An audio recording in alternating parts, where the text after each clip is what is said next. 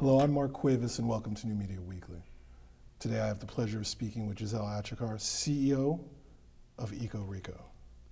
Hi, Mark. I'm happy to be here. Thanks for joining me. Thanks for inviting me. Well, let's start at the beginning. Tell me a Yes. little bit about your background. My background is quite varied.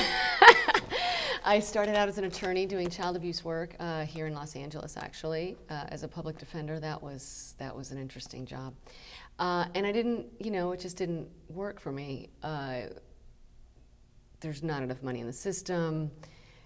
I felt that I could be a child advocate in a different way. So I became a freelance attorney doing business and civil litigation while I was studying acting, which is why I came to LA anyway, right. to be a performer. And so, I started my acting career, finished up the law practice, and very soon thereafter started writing. I became a screenwriter and had a few shows optioned by Fox Television in the unscripted and the scripted world, and did a bunch of voiceover, did, indie films you've never seen, a few pilots. Right. I was a news reporter in Spanish. I mean, it's just so insane. It just really, really varied. You touched every part of the machine. I've even had a ¡1 single as background for The Offspring. That is, woo! Whole other story. That's crazy. Yeah. So how did you... Eco Rico was a divine download. Right. How did you end up with, after all that journey, yeah. How did you end up, one, deciding to do something that was web-based, and two, specifically, how did you arrive at Eco Rico? Well, I call it the divine download. My writing partner at the time and I had a 1-hour drama that at Fox Television, and the option expired. They didn't renew it. And I was just in a state of complete disillusionment with the business, as many people probably get. And I had been at it for so long, I just thought, oh my gosh, what now, right? I was a single parent, I had a very young child, and I plopped down $5,000 for a business coach, and one of my best friends and I went and had a day with her. And she asked me a very interesting thing. She said, Giselle, close your eyes and tell me your perfect day.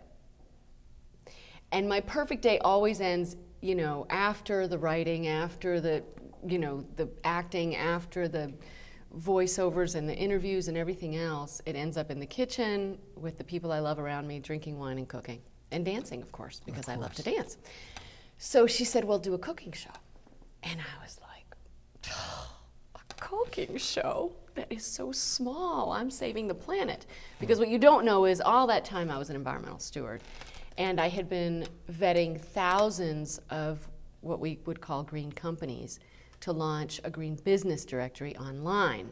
And that was the first connection online for me. It was going to be a business directory for green businesses and for kids. And when she said that, I couldn't get this thing out of my head, this cooking. And that night we were driving home, and Anna was on the Bluetooth with her husband and said, and Giselle's gonna do something really Eco Rico. She's Puerto Rican too, by the way. Right. Two Puerto Ricans in Hollywood are here talking. Yeah. Dancing salsa in the car, driving home. And it was like every molecule got sucked out of the car, spun in the universe, and shot back down. And we both looked at each other and screamed, Eco Rico! And I looked at my watch. It was 8:31 p.m. 14 days later, I had written, produced, directed, production designed, hosted, and shot the first 2 episodes of Eco Rico. So it was literally divine inspiration. And I call it the divine download. I mean, it was so instant. We screamed Eco Rico, and in that instant, I saw the first 2 episodes. And those same 2 episodes have ended up on the Huffington Post, on Urbano TV, and they're everywhere. And really fun and inspired. And there were problems, like I shot them, and then I took a look at my makeup, and I went, oh my! I need to look at that part of my production. Well, had you worked behind the camera before you started, or were you predominantly? No, I was always performing, and I had directed quite a bit. I had directed actors for theater and, you know, scene work and all of that stuff. But, you know, I've done hundreds and hundreds of voiceovers and animation series and characters and commercials, and, you know, I've hosted news, I've hosted entertainment, I've done movies, I've done television, big production, low production. I mean, I've just done so much. And so, and I developed a lot of projects. You know, I'd been in writers group for a decade, and I really felt like I was strong on the development piece, really helping people and guiding them and developing their television, their teleplays and their screenplays. And so I just had a very clear idea of what I wanted. Now, with that clarity of your brand, who is the central target for Eco Rico? Eco Rico has 4 target demos. Eco-conscious consumers, foodies, people who love Latin culture and food, and moms. And those are the 4 biggest growing demographics on the planet. So in terms of the development of the brand, it's quite enormous. I mean, it's an eco-lifestyle food network.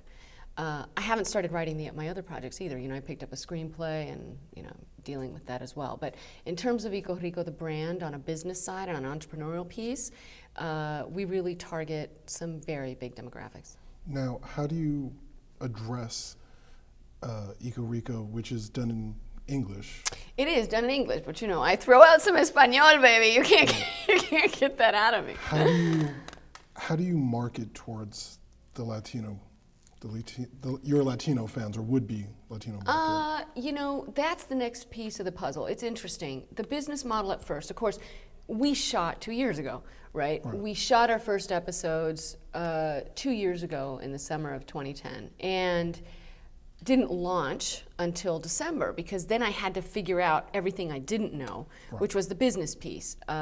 You know, for me, platforms, producing, directing, and just the filming of it happened, as you can see, instantly. It was so easy. All of my scripts are written, by the way. People don't get it. Like, the jokes are written in. It's a Borat type thing. So I know exactly where I'm taking my guest chefs. I know exactly where I'm going. It's a huge amount of pre-production. It only seems spontaneous. Everybody thinks so. And, you know, some of it is improv. I mean, you have to be able to, you know, I have a large history of improv, so you have to be able to really kind of go with it when your guest throws out a softball, man, and you just go, boop. So now there was that time between the shooting of the episodes and the launching. What platforms is Eco Rico playing on in order to, you know, of course there's YouTube. Between the shooting, and then I had to learn how to edit. So see, that was the next thing, because when it's all right here, man. In order to survive in new media, you have to learn DIY, one-man gang. Yeah.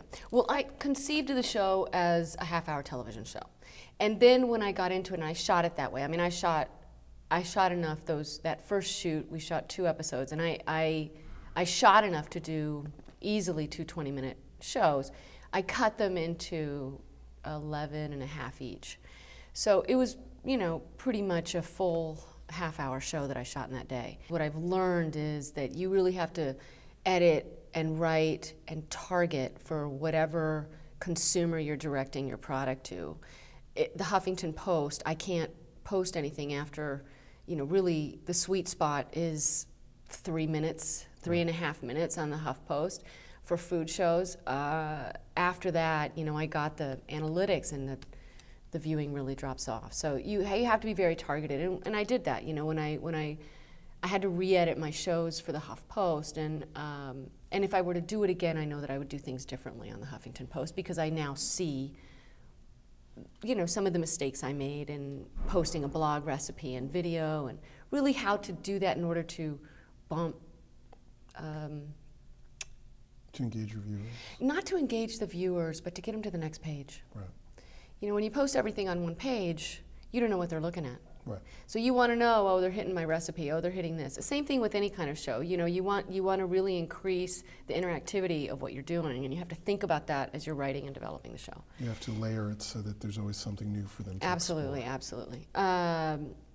So I knew I wanted a green website, so of course I had to build my website on a green host, and I really didn't know anything about YouTube. I mean, I just came from television and film, really, and I've learned so much now. The business model, when I originally started, was syndicate.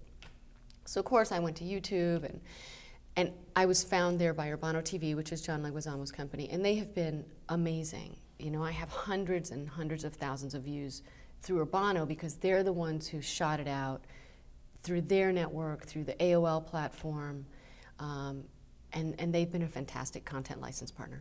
Well, with that, I'm Marc Cuevas. This is New Media Weekly. Thank you for joining us.